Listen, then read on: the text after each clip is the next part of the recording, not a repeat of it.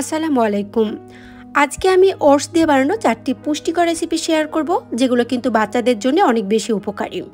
রেসিপিগুলো কখন কোন টাইমে খাওয়াবেন সেটাও আমি বলে দেব, এবং এই রেসিপিগুলো বাচ্চাদের যেমন পেটটা অনেকক্ষণ ভরা রাখবে, পাশাপাশি কিন্তু তাদের ওজন বৃদ্ধি করতে হেল্প করে থাকে।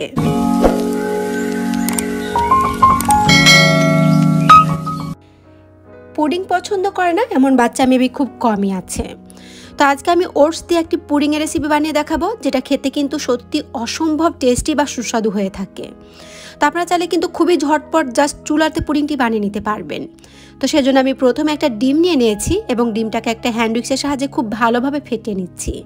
ডিম যদি ফ্রিজে থাকে তাহলে সেটাকে অন্ততপক্ষে 15 থেকে 20 মিনিট আগে বাইরে বের করে রেখে দিতে হবে।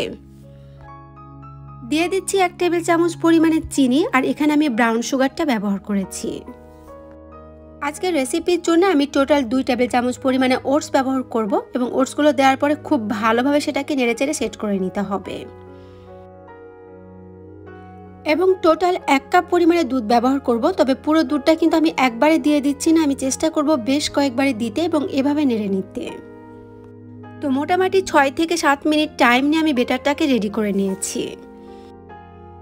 এখানে আমি যে বাটিটা নিয়েছি সেটা একটা ওভেন প্রুফ কাচের বাটি। আপনারা চাইলে কাচের বাটি বা স্টিলের বাটি অথবা সিরামিকের যে বাটি আছে সেগুলো ব্যবহার করতে পারেন। ঢাকনাযুক্ত বাটি হলে বেশি ভালো। আর যদি ঢাকনা না থাকে বা যে কোনো বাটিতে আপনারা সেটা তৈরি করেন, তো সেক্ষেত্রে যে কোনো ফয়েল পেপার দিয়ে খুব ভালোভাবে পেঁচিয়ে নিতে হবে। তো পুডিংটা আমি রেডি করে নেব, সেজন্য এখানে আমি একটা প্যান নিয়ে নিয়েছি এবং প্যানের মধ্যে দিয়ে দিয়েছি পর্যাপ্ত পরিমাণে পানি। পানির পরিমাণটা এমন হবে যে বাটিটা যেন পুরোটাই ডুবে না যায়, জাস্ট হাফ বা মিডিল পর্যন্ত পানিটা নিলেই হবে। আর পুডিংটা যেন পুড়ে না যায় সেজন্য পানির মধ্যে বা নিচে আমি একটা পেপার টাওয়াল নিয়ে নিয়েছি। আপনারা চাইলে কিন্তু যে কোনো কাগজ দিতে পারেন অথবা পাতলা যে সফট টাওয়াল আছে সেটাও দিয়ে দিতে পারেন।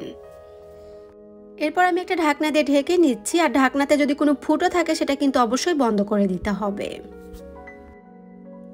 পুডিংটা বানাবো আমি একটা ইলেকট্রিক চুলাতে, আর যেহেতু প্রতিটা চুলার তাপমাত্রা কিন্তু আলাদা আলাদা হয়ে থাকে, সেজন্য কারো একটু কম টাইম বা কারো একটু বেশি টাইম লাগতে পারে। তো টোটাল আমার 15 মিনিট মতো টাইম লেগেছিল। আর চুলার পাওয়ারটা আমি রেখেছিলাম মিডিয়ামের চাইতে একটু লো হিটে এবং লোয়ের চাইতে একটু হাই হিটে। তো এর আগে আসলে আমি অনেকবার পুডিং বানিয়েছি, সেজন্য আমি জানি যে মোটামুটি 15 মিনিট টাইম নিলেই কিন্তু এটা আমার পারফেক্টলি রেডি হয়ে যায়। তো এখন আমি আপনাদেরকে একটু চেক করে দেখাচ্ছি একটা টুথপিকের সাহায্যে যেটা ঠিকমতো হয়েছে কি হয়নি। তো পুডিংটা একেবারে পারফেক্টলি হয়ে গিয়েছে, বাট যদি কারো মনে হয় যে পুডিংয়ের ভেতরটা কাঁচা আছে, মানে টুথপিকটা ভেজা ভেজা বা পানি উঠে আসছে, তো সেক্ষেত্রে আপনারা চাইলে বেশ আরও কয়েক মিনিট কিন্তু চুলার তাপমাত্রাটা রেখে দিতে পারেন। তো এখন আমি পুডিংটা আপনাদেরকে কেটে দেখাচ্ছি, তাহলে নিজেরাই বুঝতে পারবেন যে এটা কতটা পারফেক্টলি রেডি হয়ে গিয়েছে। তো যে সকল বেবিদের বয়স 1 বছর প্লাস তারা চাইলে কিন্তু নিশ্চিন্তে বা নির্ভয়ে বাচ্চাদেরকে এই রেসিপিটি বিকালবেলা নাস্তা হিসাবে অথবা যে কোনো টাইমে ভারী খাবার হিসাবে দিতে পারবেন। এখন আমি চলে যাচ্ছি আমার দ্বিতীয় রেসিপিতে, এবং এই রেসিপিটা কিন্তু খুবই হেলদি বা বাচ্চাদের ওজন বৃদ্ধি করতে অনেক বেশি হেল্প করে থাকে।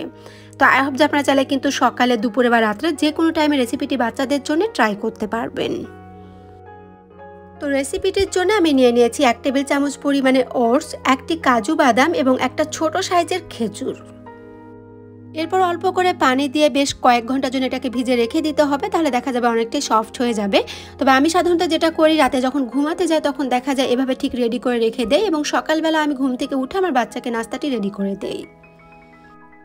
ওটসগুলো অনেকটা সফট হয়ে গিয়েছে, তারপর এখন একটা ব্লেন্ডারের সাহায্যে আমি এটাকে খুব ভালোভাবে ব্লেন্ড করে নিচ্ছি। এরপর আমি চলে যাব চুলায়, এবং চুলায় একটা প্যানের মধ্যে আমি ওটসের পিউরিটাকে দিয়ে দিচ্ছি। এরপর দিয়ে দেবো পর্যাপ্ত পরিমাণে দুধ, মানে আমি এখানে টোটাল 1 কাপ পরিমাণে দুধ ব্যবহার করেছি।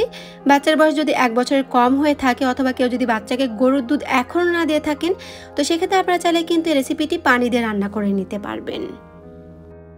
একইভাবে পানি দিয়ে রান্না করে কেউ চাইলে কিন্তু ঠিক 8 মাস বয়স থেকে বেবিদেরকে রেসিপিটি খাওয়াতে পারবেন। এরপর ঠিক ঘড়ি ধরে 7-8 মিনিট টাইম নিয়ে আমি এটাকে রান্না করে নিচ্ছি। অনবরত নাড়তে থাকতে হবে যেন প্যানের সাথে লেগে না যায়। রেসিপিটিতে আমি কিন্তু খেজুর বা ওটস ইউজ করেছি, এবং ওটসে কিন্তু প্রচুর পরিমাণে ফাইবার আছে। তাই যে সকল বেবিদের কনস্টিপেশনের প্রবলেম আছে, মানে বাথরুম অনেক টাইট হয় বা কষা হয়, তারা চাইলে কিন্তু বাচ্চাদেরকে অবশ্যই রেসিপিটি ট্রাই করে দেখতে পারেন।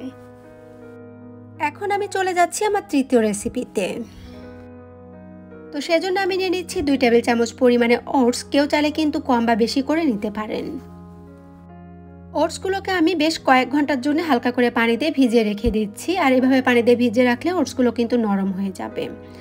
আর যারা রোল ওটসটা ব্যবহার করবেন, কারণ রোল ওটসটা কিন্তু রান্না করতে বেশ টাইম লাগে, মানে 15 থেকে 20 মিনিট বা তারও বেশি টাইম লাগতে পারে। সেজন্য আপনারা চেষ্টা করবেন অন্তত পক্ষে 4 থেকে 5 ঘন্টা সে ওটসটাকে ভিজিয়ে রেখে দিতে, তাহলে দেখবেন রান্না করতে একদমই টাইম কম লাগবে। এখন আমি প্যানের মধ্যে ওটসগুলোকে নিয়ে নিয়েছি আর এগুলোকে এখন আমি রান্না করে নেব। এখানে আমি যে কয়েকটা রেসিপি দেখাবো সবগুলো আমি আমার বাচ্চাকে খাওয়াই বা অনেক বেশি পছন্দ করে, এবং ও যেগুলো পছন্দ করে চেষ্টা করি আমি কিন্তু সেগুলো আপনাদের সাথে শেয়ার করতে। তাই আপনারা কিন্তু অবশ্যই আপনাদের বাচ্চাদের পছন্দ মতো ইনগ্রিডিয়েন্টসগুলোকে একটু উল্টাপাল্টা করে বা বিভিন্নভাবে ট্রাই করে দেখতে পারেন, কারণ প্রতিটা বেবি কিন্তু আলাদা হয়ে থাকে। সো কোন বেবি কোন খাবারটা পছন্দ করবে আসলে না খাওয়ালে কিন্তু সেটা বোঝাও যায় না। এটা হচ্ছে ড্রাই চিজ এবং এখানে লেখা আছে যে এটা 10 মাসের বাচ্চাদের জন্য, মানে 10 মাস থেকে শুরু করে বড়রা খেতে পারবে। তো কেউ যদি বাচ্চাদেরকে 10 মাস থেকে চিজ দিতে চান তাহলে অবশ্যই দেখে নেবেন প্যাকেটের গায়ে যেন সেটা লেখা থাকে যে কত মাসের বেবিদের জন্য। এবং এই চিজটা প্রথম আমার বেবির ডক্টর আমার বেবিকে গিফট করেছিল, এবং তখন থেকে প্রায় আমি কিন্তু ওকে মাঝে মাঝে কিনে এটা খাইয়ে থাকি। অ্যাড করে নিচ্ছি 1 টেবিল চামচ পরিমাণে ড্রাই চিজটা। যেহেতু এখন আমার বাচ্চার বয়স 3 বছর প্লাস, সেজন্য আমি এখানে 1 চামচ ইউজ করেছি। কেউ যদি বাচ্চাদেরকে 10 মাস থেকে দেন তো সেক্ষেত্রে অবশ্যই চেষ্টা করবেন জাস্ট মানে হাফ চামচ বা 1/4 চামচ পরিমাণে দিতে। আর এই রেসিপিটা ঠিক 8 মাস থেকে আমি আমার বেবিকে দিয়ে আসছি, তবে তখন কিন্তু চিজ অ্যাড করতাম না, তখন জাস্ট ওটস এবং পেঁপের পিউরি দিয়ে ওকে কিন্তু এটা খাওয়াতাম। ঠিক 7 থেকে 8 মিনিট রান্না করে নেওয়ার পরে আমি অ্যাড করে নিয়েছি টেস্ট অনুযায়ী পেঁপের পিউরি। তবে কেউ চাইলে কিন্তু পেঁপের পরিবর্তে মিষ্টি আলু বা দেখা যাচ্ছে মিষ্টি কলা বা পাকা কলা অথবা যে কোনো মিষ্টি ফ্রুটস কিন্তু অ্যাড করে নিতে পারবেন। তো ব্যাস রেডি হয়ে গেল বাচ্চাদের জন্য আরও একটি হেলদি বা টেস্টি রেসিপি, এবং এই রেসিপিটিও কিন্তু আপনার বাচ্চাদেরকে সকালে, দুপুরে বা রাত্রে ভারী খাবার হিসাবে দিতে পারবেন। এখন যে রেসিপিটা দেখাবো এটা সাধারণত যে সকল বেবিরা একটু মিষ্টি খাবার কম পছন্দ করে তারা অনেক বেশি পছন্দ করবে। বাচ্চারা তো কম বেশি অনেকেই খিচুড়ি পছন্দ করে, বাট আপনারা কিন্তু একবার হলেও ওটসের খিচুড়িটা বাচ্চাদেরকে ট্রাই করে দেখবেন, কারণ ওটসের খিচুড়ি এত বেশি টেস্টি হয়ে থাকে যে আমার কাছে মনে হয় যে কোনো বেবিরাই কিন্তু অনেক বেশি পছন্দ করে খাবে। তো চুলায় একটা প্যান বসায় তার মধ্যে নিয়ে নিয়েছি 1 টেবিল চামচ পরিমাণে ভেজিটেবল অয়েল, আর দিয়ে দিলাম 1 টেবিল চামচ পরিমাণে পেঁয়াজ কুচি। তবে আপনারা চাইলে কিন্তু ভেজিটেবল অয়েলের পরিবর্তে ঘি, বাটার অথবা অন্য যে কোনো তেল ব্যবহার করতে পারবেন। আমি আমার পছন্দ মতো 4 টাইপ ভেজিটেবলস নিয়ে নিয়েছি হচ্ছে ব্রকলি, মটরশুঁটি, টমেটো আর হচ্ছে বাঁধাকপি। আপনাদের পছন্দ মতো যে কোনো সবজি নিয়ে নিতে পারেন। সবজিগুলোকে একটু হালকা করে ভেজে নিতে হবে, মোটামুটি 3 থেকে 4 মিনিট এভাবে ভেজে নিলেই হয়ে যাবে। নিয়ে নিচ্ছি 1/4 কাপ পরিমাণে ওটস, এবং ওটস দেওয়ার পরে আরও 2 থেকে 3 মিনিট এগুলোকে আমি হালকা করে ভেজে নেব। চুলোর পাওয়ারটা কিন্তু মিডিয়ামে চাইতে কম হিটে আছে বা লো হিটে চাইতে একটু বেশি হিটে আছে। আজকের রেসিপিতে আমি বেশ কিছু মশলা ব্যবহার করব, তবে আমার বাচ্চা যেগুলো পছন্দ করে আমি সেগুলো অ্যাড করে নিচ্ছি। নিয়ে নিচ্ছি আদা পেস্ট, রসুন পেস্ট, আর দিয়ে দেব ধনিয়া গুঁড়া, জিরার গুঁড়া, হলুদের গুঁড়া এবং সামান্য একটু বা টেস্ট অনুযায়ী লবণ। আমি যখন আমার বাচ্চাকে 8 মাস বা 10 মাস থেকে খিচুড়ি রান্না করে দিতাম ওটস দিয়ে, তখন কিন্তু আসলে এত মশলা ইউজ করতাম না এবং এতগুলো কিন্তু সবজিও ব্যবহার করতাম না। জাস্ট একটি সবজির ডাল এবং ওটস দিয়ে কিন্তু আমি ওকে রেসিপিটা রান্না করে দিতাম। দিয়ে দিলাম টেস্ট অনুযায়ী ব্ল্যাক পেপার। ব্ল্যাক পেপার দিলে খাবারটা যেমন অনেক বেশি টেস্টি হয়, পাশাপাশি কিন্তু খুব ভালো একটা ফ্লেভার আসে। আর ব্ল্যাক পেপার কিন্তু বাচ্চাদের ইমিউন শক্তিকেও অনেক বেশি স্ট্রং করে তোলে। আরও 2 মিনিট মতো ভেজে নিয়ে আমি অ্যাড করে নিচ্ছি মুগ ডাল। আমি সাধারণত আমার বাচ্চার খাবারে বেশিরভাগ টাইমই চেষ্টা করি মুগ ডালটা ব্যবহার করতে, কারণ মসুর ডাল দিলে অনেক টাইম ওর একটু কনস্টিপেশন বা হচ্ছে গ্যাস্ট্রিকের মতো প্রবলেম হয় বা ঠিক হজম করতে হয়তো বা প্রবলেম হয়। এছাড়াও মসুর ডালে কিন্তু বাচ্চাদের অ্যালার্জির পরিমাণটাও বেশি হয়ে থাকে। সেদিক দিয়ে বলা যায় যে মুগ ডাল কিন্তু বাচ্চারা খুব সহজে হজম করতে পারে বা অ্যালার্জির মতো প্রবলেমও কিন্তু খুব বেশি একটা হয় না।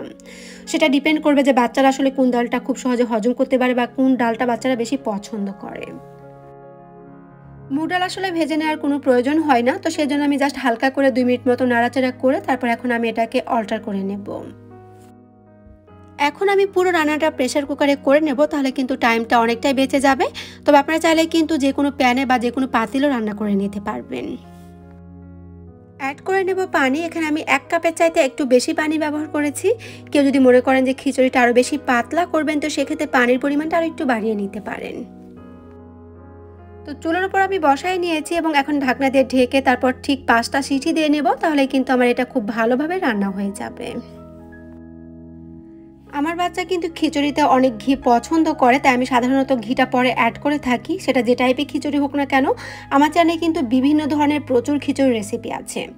ডালিয়ার খিচুড়ি আছে, সাগুর খিচুড়ি আছে, সুজির আছে, ওটসের বা বিভিন্ন ধরনের চালের খিচুড়ি আছে। আপনারা চাইলে কিন্তু সেগুলো ট্রাই করে দেখতে পারেন। খিচুড়ির এই রেসিপিটিও আপনারা চাইলে কিন্তু বাচ্চাদেরকে সকালে, দুপুরে বা রাত্রে ভারী খাবার হিসাবে দিতে পারবেন। তো দর্শক, আমার রেসিপিগুলো আপনাদের কেমন লাগে সেটা কিন্তু অবশ্যই আমাকে কমেন্ট করে জানাতে ভুলবেন না, কারণ বিশেষ করে যারা আমার পুরনো দর্শক অনেকদিন থেকে আমার চ্যানেলের সাথে আছেন এবং নিয়মিত আমার চ্যানেলে কমেন্ট করে থাকেন, তাদেরকে অসংখ্য ধন্যবাদ। তো রেসিপিগুলো কেমন লাগে সেটা কিন্তু অবশ্যই আমাকে জানাবেন, কারণ তাতে কিন্তু আমি অনেক বেশি ইন্সপায়ার হয়ে নতুন নতুন ভিডিও বানাতে। তো সবাই ভালো থাকবেন এবং আমাদের চ্যানেলটিকে সাবস্ক্রাইব করে আমাদের চ্যানেলের পাশেই থাকবেন। আর অবশ্যই কিন্তু ভিডিওটিতে একটি লাইক দিয়ে দিবেন। আল্লাহ হাফেজ।